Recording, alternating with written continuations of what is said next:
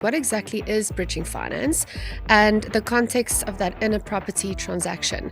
We kind of oil the wheels of a property transaction. So there's always a need for cash in a property transaction, and everybody wants to get to it as quickly as possible. Where there's a lack of cash, there are delays in the whole process. So often bridging finance just allows a purchaser to get his house quicker, a seller to get paid, an attorney to get their fees, and an agent to get their commissions. So we speed up, we try and make a seamless process by injecting cash into the transaction for a very short period.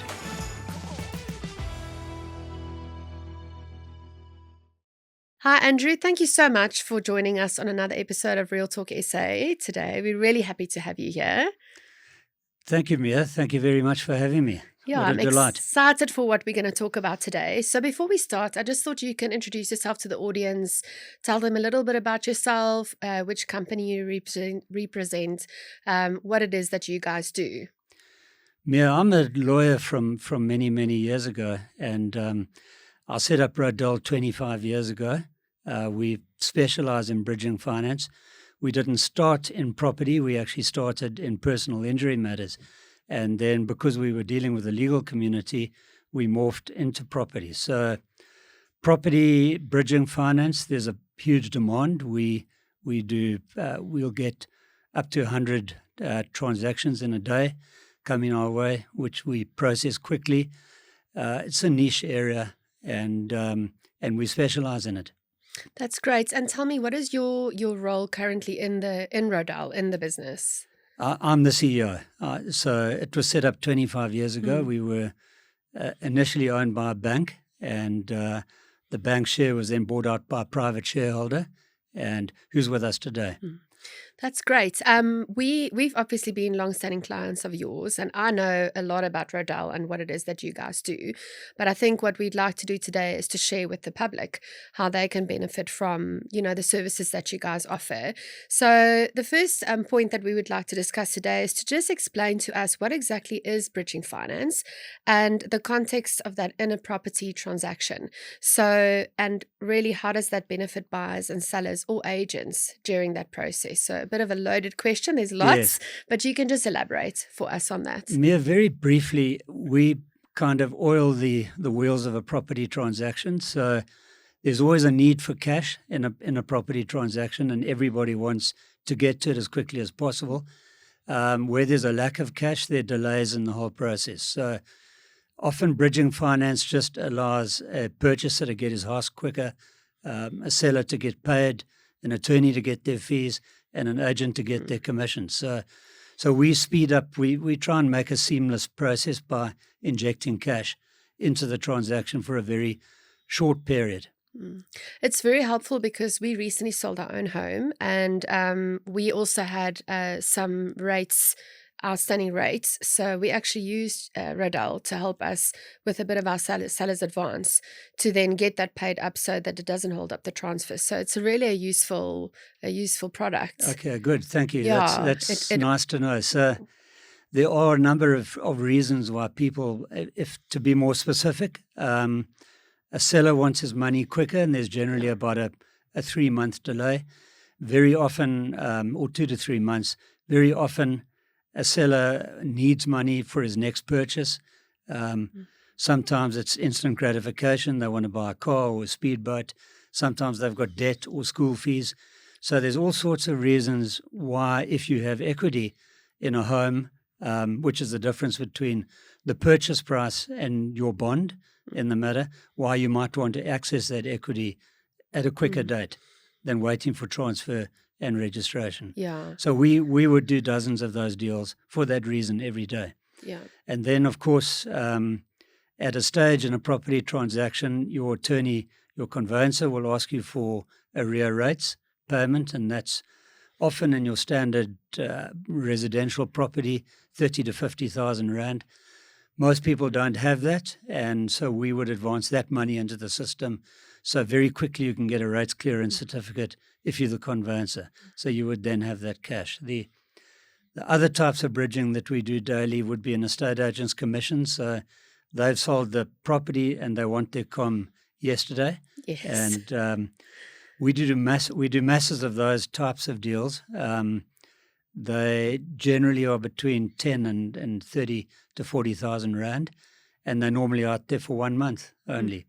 We actually did 2 applications this morning for agents commission, so Okay. familiar with that. And I think what's nice about that is that it's work that they've already done, but sometimes the delay in the process, it's not their fault. So it's such a nice, added benefit that they can actually utilize some of that commission before. And that brings me to the next, question. And we really just want to know what types of property transactions typically require bridging finance and who qualifies for this kind of short-term funding. Because I know there's various different types that obviously require bridging finance.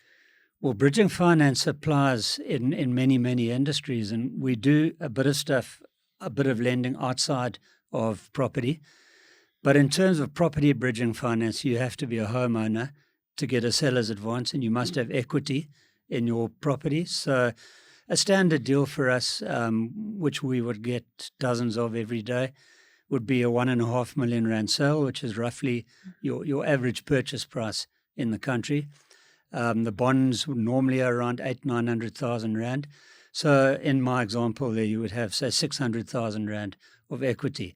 And you may need 100,000 rand for a deposit on your next property, or you may have an overdraft you want to settle. So that's very common. And just to elaborate a bit, that doesn't only apply to the residential property world. We also would advance money to sales of hotels, hospitals, commercial blocks, residential developments where a block of units have been sold, for instance. So very often developers, for instance, need bridging finance so they can carry on to the next phase of their development. So, and in fact, we even lend money to listed companies now and again because we're much quicker than a bank and we're geared for this type of deal. So you might get a case of an office block being sold in Sandton, and the sellers need 25 million rand for their next deal, and they need it yesterday. And that's where we have a niche. And I presume also the process itself is quicker than the banks. So I know there's an application and approval process with that. So how does that work, and how quickly can those funds then be made available? We have an online system, online CRM, which is quick and efficient. Everything, all the data populates through. It's electronic signatures. So it's a very slick system, and we get deals in the morning and we pay in the afternoon very often. So if I had to give you stats about, on average, and we monitor this month to month, 75% to 80% of deals get paid out within 24 hours. That's incredible. So it's very quick, and that's why the banks don't really play in the space. They do occasionally on very big deals, we find. We'd prefer to have those deals, but they will do it. Absolutely. If it's big enough, they will do it. But it takes much longer, of course. Yes. And tell me, what would you say from your experience over the last, few years, what's the most common misconception? And then there's obviously also risks that's associated with bridging finance. And how do you, as Rodel, help clients to navigate that? Yeah, Mia, it's a good question. In terms of misconceptions, I think there is a misconception that it's very expensive. So yes, it would be expensive if it is out there for a year. So in the case of Rodel, our business, and we have 25 years of stats on this, we churn these deals in about a seller's advance 44 days, and the estate agent's commission advance about 30 days. So to put it in layman's terms and giving you very rough numbers, if an agent wanted 10,000 rand for 30 days, they would roughly be paying back 10,400 rand. So 400 little, rand. Actually, it's not a lot. No, it's not a lot, Yeah. and the market accepts those. And if you want 100,000 rand, you're paying back 104 after 30 days. So Sure. where it would be expensive, if it ran on for a year, for instance, very occasionally we get something that does go wrong in a deal. What we do in Rodel is we ratchet down the interest rate. So the longer it's out there, the less you pay. I see. And otherwise, our game is to keep everybody happy, and no one will be happy if you're charging bridging finance rates on a long-term deal. Because at the end of the day, every party in that transaction actually benefits from it. Because at the end of the day, it will help the transaction go through quicker with no delays. And that's always in everyone's, best interest as well. Yeah, we believe, and we deal with approximately 3,000 law firms in the country, and we believe we make the whole process seamless because we inject cash into the deals. But you asked me about risk.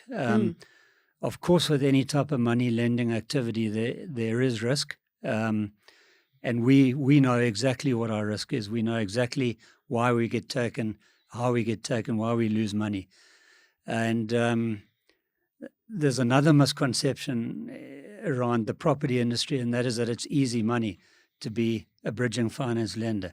Well, it's anything but, and I've probably seen close to 2 billion rand lost in people trying to do bridging finance deals. That would include many, many attorneys, and about 96% of our losses come from lawyers who are involved in money lending themselves. That would be mainly to incentivize agents to give them deals, and they get into trouble, and then they give us fraudulent deals, and we deal with that problem. So we're very, very careful about the law firms. And of course, like any profession, your vast majority of lawyers are honest and decent guys. But when you get a bad egg, they have the ability and the capacity to cause a lot of damage. And we've actually, in our office, we have a rule that we don't allow our agents to use the actual attorney firm. We prefer not to. We just rather do it through yourselves. And exactly for that reason, as well, the other thing we always look at is to make sure that those attorney firms are actually registered with the council. So I think that's also really, really important for the audience out there to know, Yes. who is the conveyancer that you're using? Are they actually registered?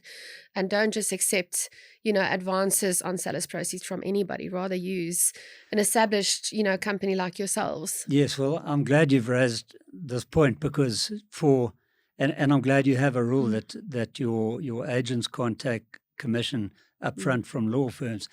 And the reason for that is that it's illegal, first in terms of the Property Practitioners Act. So you'll lose your certificate to practice as an estate agent. And the Legal Practice Council also makes it illegal for an attorney to advance money to estate agents. So that would be tarting, it would be racketeering. There's a number of criminal offences around that. And the Legal Practice Council has even gone further now to say setting up a trust or a company within your law firm to lend money is also going to be punished now and a strike-offable offence. And it's just not worth it at the end of the day. And I also think it's taking away from you guys, and you are the experts in the industry. So it's really not fair at the end of the day. Yeah, I'm not that concerned about them taking away from us. I'm concerned about the fraud. And you also get imbalances in the market because you get a lot of straight down the line, top of the range law firms who can't get business in a particular suburb because some law firm is paying the estate agents for the work. And we find that it almost never ends well, that practice. I think that's also why we choose at the end of the day, it is up to the seller who they want to use as the conveyancer. But if we had to advise a client, we choose very carefully, the conveyancer and that law firm, and really like to work with those that are registered. Yeah, that's fantastic to hear. It's imperative that you have that quality control. Yeah. I also think the public and the listeners out there would really like to know about interest rates, because that's quite a hot topic at the moment. When there's interest rates, fluctuations in the markets, how does that affect bridging finance specifically? We tend to absorb the impact of an increase in interest rates. So, in other words, our rate would stay the same. We get a bit of benefit when there's a rate drop.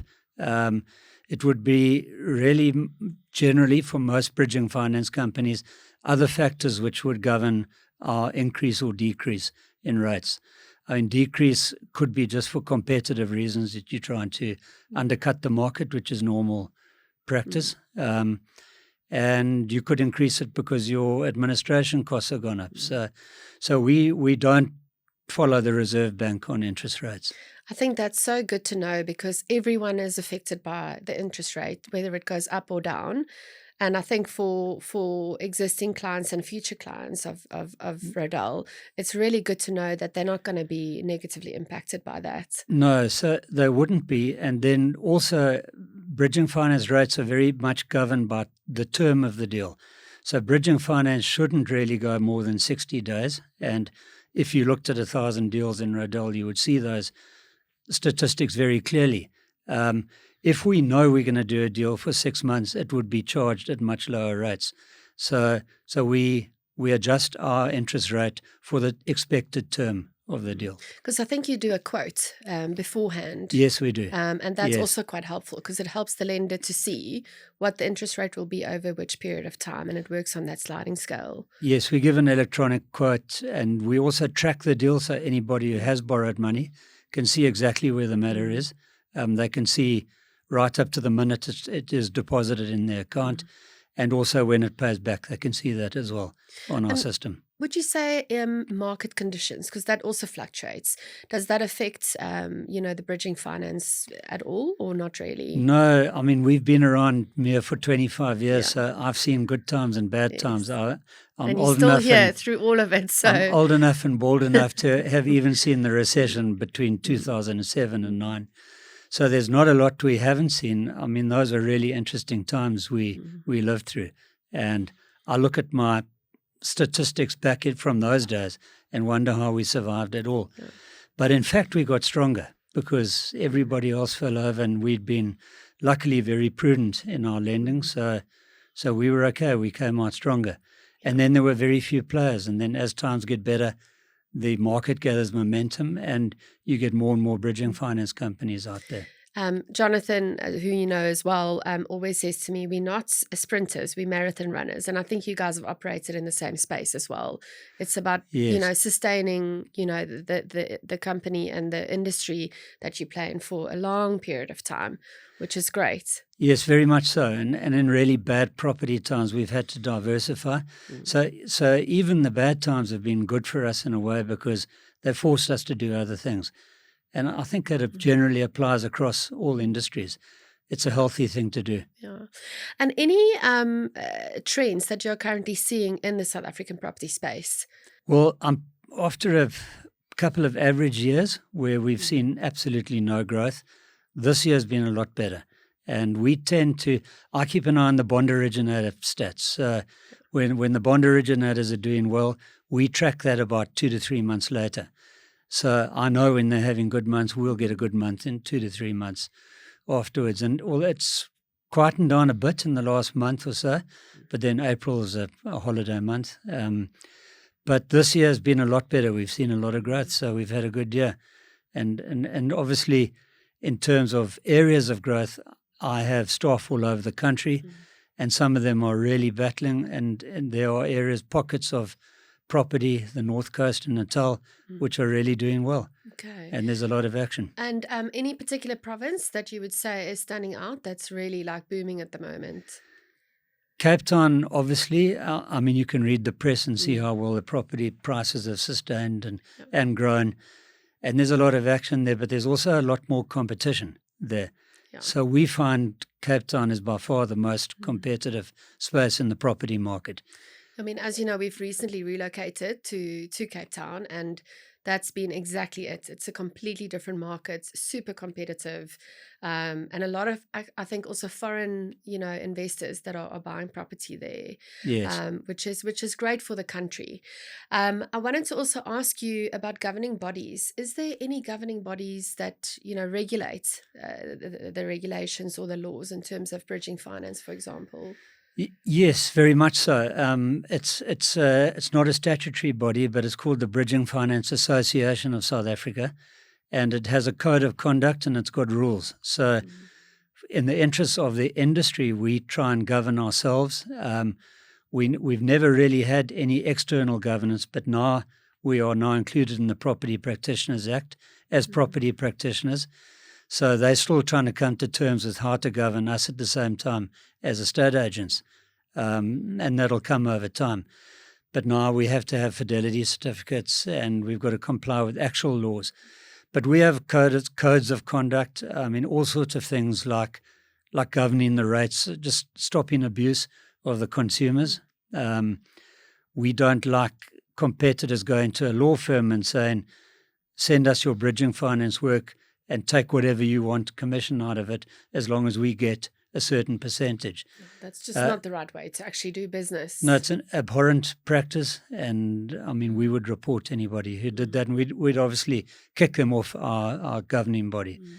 So anyone who deals with a bridging finance company should make sure to find out whether they are part of the Bridging Finance Association. I think that is such a valuable, piece of information for the audience and the listeners. And maybe we can do another episode on that on its own, because there's a lot to talk about. I think when it comes to regulation and laws and aligning yourself with like-minded companies that are actually doing everything above board from a compliance point of view. I can keep you busy all day on ingenious ways to commit fraud I think as well. we can do an episode on that for sure. So just as we come to a close, I really would like to know, from your 25 years in the business, what would you say has been a really good lesson, like a business lesson that you've learned? Mia, I think I must have attended at least 100 or more business seminars and employed business coaches. And the one thing, it's often quite difficult to process what they tell you, and they've all got good stuff to say, your business coaches, etc., and your motivational speakers. But one thing stands out for me, and I was listening to, it comes from Clem Sunter. I was in one of his conferences years ago, probably 18 years ago in Cape Town. And he said a thing that has always stayed with me. He said, if you want to do business, well in business, just be nice. He said, it's as simple as that. Just be nice. People want to deal with people that they like, and I've lectured that to my staff, and it stood me well all the way through my 25 years in Rodel. It was absolutely invaluable. There's a few commercial lessons, like if you have to sign an agreement more than 3 times, rather walk away. It's going to go bad at some time. No, I love that, and we've also seen it in our own business. It's a lot about your network, and it's all about relationships at the end of the day. So I think that's a really good thing to actually advise as well to give people out there. And tell me now, if people want to reach out to Rodel or to yourself for advice or to find out how they can make use of bridging finance, if they're in need of it, what would be the best way for them to do so? Well, we have a website. If you Google Rodel, you'll be onto it immediately. And we have staff all over the country. We employ a variety of professionals. I need very good accountants to manage the volume of money in little bits and pieces all over the country. But yes, every region has got different consultants. They come out of banks and law firms, and they're very well-skilled people. We tend to call on lawyers. Most of our work comes from lawyers. But of course, we also we call on the real estate industry as well. So Andrew, you've spoken about the application process and all of that. I really wanted to also touch on, how have you guys diversified yourselves as a business? Yeah, thanks, Mia. I think we've been forced to diversify. It's been good for us. We have a niche in basically in the legal space, and so we know what attorneys think and what their days are like, and what motivates them. The one thing that came across very clearly to us was in the personal injury space, where we've also done a bit of money lending. We've done, in our early days, more than 20,000 money lending deals to people who've been disabled or are awaiting payment from an insurance company or the Road Accident Fund. It's not a focus of ours, but we do it occasionally. But in that space, a lot of people are rendered mentally incapable of looking after themselves. Courts order a trust be formed for them. Whatever the payment award is, gets paid into that trust. So we set up a trust company. We look after the patient. For instance, it's called Rodel Fiduciary. You would have access to private hospitals in your area if you are a Rodel Fiduciary client. We act as the trustees. We make sure the money is invested properly. We have a lot of software which can tell you on a daily basis what your investment is like. And so we really do A to Z for the incapacitated person. A lot of them are cerebral palsy from birth, in the most appalling medical negligence cases you can imagine. But it's really hard work, and it's a feel-good business for us. We think we're doing something good for society. Our competition are the banks in that space. But banks are good at banking the money and investing it, looking after the client, or going into Hammanskraal to look after a cerebral palsy kid is not their niche. That's what we do. That's so incredible. And I think I often have said it on some other episodes before, is that people forget you're also dealing with people's emotion. It's not just a transaction, and a money thing. And I think the pressure on families to have to fulfill those roles are huge. So if you guys are helping in that space, I think that's really, really incredible. I've got a very highly qualified team that deal with these people on a daily basis. And it's really, really is hard work. They work harder than anybody else in Rodel. So, I'm grateful for the work they do. I don't think I could do it. And there's a lot of heartbreak involved. And they often die as well. But it's a real niche that we've got. And then on top of that, we provide security bonds. That would be in liquidations, deceased estates, trusts, wherever security bond is necessary. We make that service available to law firms. No, that's great. That's a whole host of services. So I'd actually also encourage the audience to go onto the website and have a look. There's only so much one can cover in an episode like this, but there's a lot that you guys actually help with. Yes, we're doing a lot of trade finance deals and other types of lending as well. So the business has grown organically. In That's fact, fantastic. A lot of it has gone beyond my skill capacity. So we've had to get experts in who can teach us how to do that. And that's a great position to be in your business. So well done for that. Yeah, thank you. So we'll definitely make sure we drop the contact information into the comment boxes below. So before I let you go, is there anything else you wanted to share with the public, the audience, the listeners, anything else as a take home? I think that the most important reason for Rodel's success has been its network. So, and I personally have loved it. I have met every top real estate guy in the country. I've met all the bond originators. I've met the home loans people in banks. And it's been I was a lawyer by trade, but this has been a wonderful experience. So that network, I'm not trying to introduce a younger set into Rodel. There's a whole lot of new conveyancers and new and young and vibrant estate agents in the market. Probably not interested in talking to me anymore. They need to meet the young set. Yeah, we've seen that in our industry and our business as well. And you almost have to have someone in your business that can relate to any different generation, from historical and the new generations that's coming through. So I think that's great. And we really, really appreciate all your time that you've given us today. I know you're a busy man, so we really appreciate you coming out here and talking to us. And I'm definitely going to have you back for another episode if you'd like. We'd really love to have you back. So thank you so much. Thanks, Mia. It's been fun. Anytime. Good.